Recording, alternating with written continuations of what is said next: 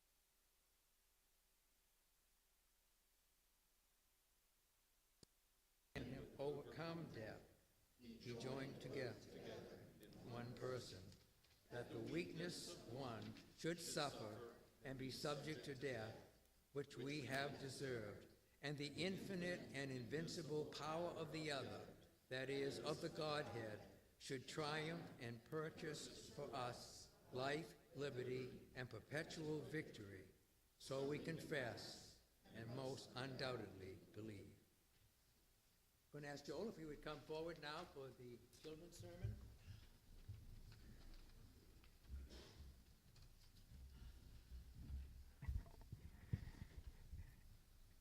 There we go. All right. So, we're starting a new book in the Bible this week. We're going through 1 Peter.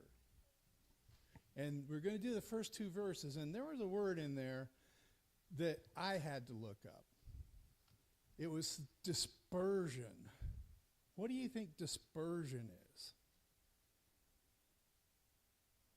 Yeah, not sure?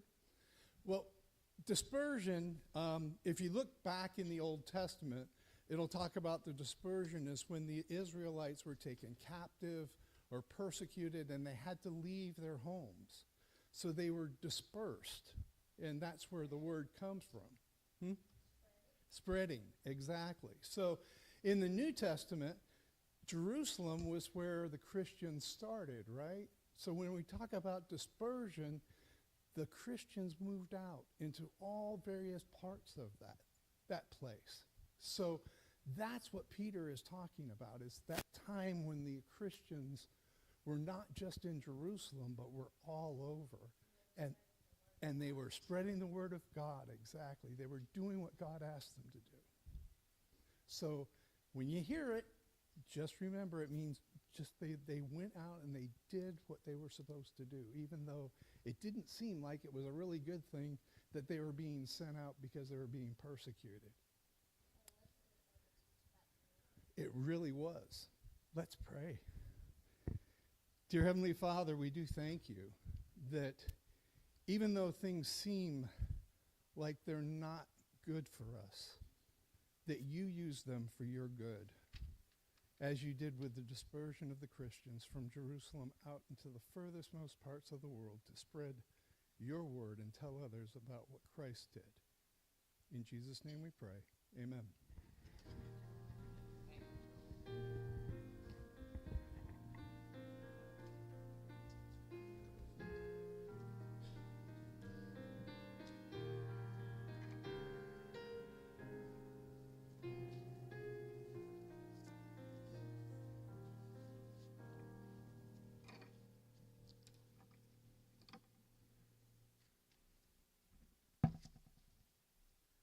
Our scripture reading today is going to be from John's Gospel, the 17th chapter, probably one of the most famous, most popular, most well-liked passages in Scripture. It surely is to me.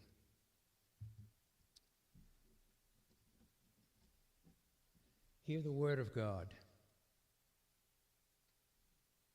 When Jesus had spoken these words, he lifted up his eyes to heaven and said, Father, the hour has come. Glorify your Son, that the Son may glorify you. Since you have given him authority over all flesh to give eternal life to all whom you have given him. And this is eternal life, that they should know you, the only true God, and Jesus Christ, whom you have sent. I glorified you on the earth, having accomplished the work that you gave me to do. And now, Father, glorify me in your own presence with the glory that I had with you before the world existed. I have manifested your name to the people whom you gave me out of the world. Yours they were, and you gave them to me, and they have kept your word. Now they know that everything that you have given me is from you, for I have given them the words that you gave me, and they have received them, and have come to know in truth that I am come from you. And they have believed that you sent me. I am praying for them. I am not praying for the world, but for those whom you have given me, for they are yours. All mine are yours, and yours are mine. I am glorified in them. I am no longer in the world, but they are in the world. And I am coming to you, Holy Father. Keep them in your name, which you have given me, that they may be one, even as we are one. While I was with them, I kept them in your name, which you have given me. I guarded them, and not one of them has been lost except the son of destruction, that the scripture might be fulfilled. But now I am coming to you, and these things I speak in the world, that they may have my joy fulfilled in them.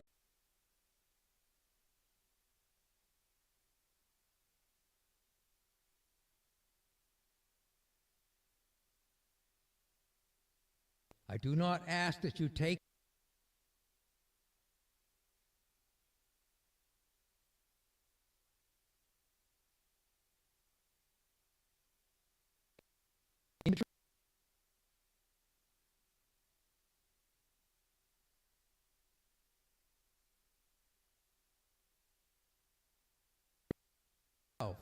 that they also may be sanctified in truth.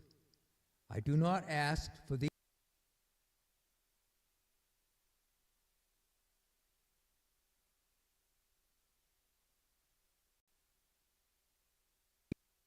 in you, that they also may be